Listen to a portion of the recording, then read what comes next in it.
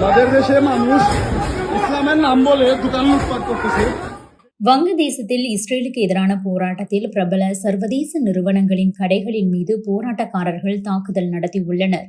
பாலஸ்தீனத்தில் Israel மேற்கொண்ட கொடூர தாக்குதல்களை கண்டித்தும் இஸ்ரேலிய தயாரிப்புகளுக்கு புறக்கணிப்பு கோரியும் வங்கதேசத்தின் பல நகரங்களிலும் திங்கட்கிழமை தீவிர எதிர்ப்பு போராட்டங்கள் வெடித்தன.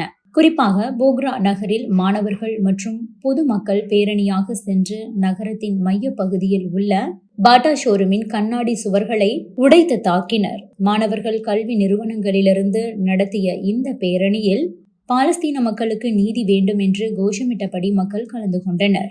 காசா மீதான இஸ்ரேலின் போரை கண்டித்து தலைநகர் டாக்கா உள்ளிட்ட வங்கதேசத்தின் முக்கிய நகரங்களில் பிப்ரவரி 7ஆம் தேதி அன்று ஏராளமான மக்கள் போராட்டங்கள் மற்றும் பேரணிகளை நடத்தினர்.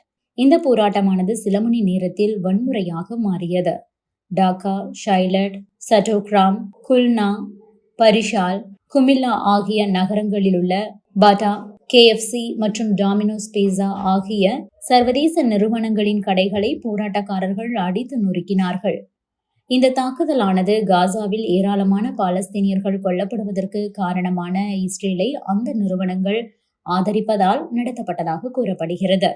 இதனைத் தொடர்ந்து இரவு முதல் காவல்துறையினர் மேற்கொண்ட நடவடிக்கையின் காரணமாக தாக்குதலில் ஈடுபட்டவர்களில் 56 பேர் கைது செய்யப்பட்டனர். மேலும் அங்குள்ள வீடியோ பதிவுகளை ஆராய்ந்து விசாரணையை மேற்கொண்டு வருவதாக தெரிவிக்கப்பட்டுள்ளது. இதனிடையே வங்கதேசத்தின் முன்னாள் பிரதமர் கலிதா ஜியாவின் வங்கதேச நேஷனலிஸ்ட் கட்சி, வலதுசாரி மற்றும் இடதுசாரி கட்சிகள் இஸ்ரேலை கண்டித்து 2வது நாளாகவும் போராட்டத்தில் ஈடுபட்டனர்.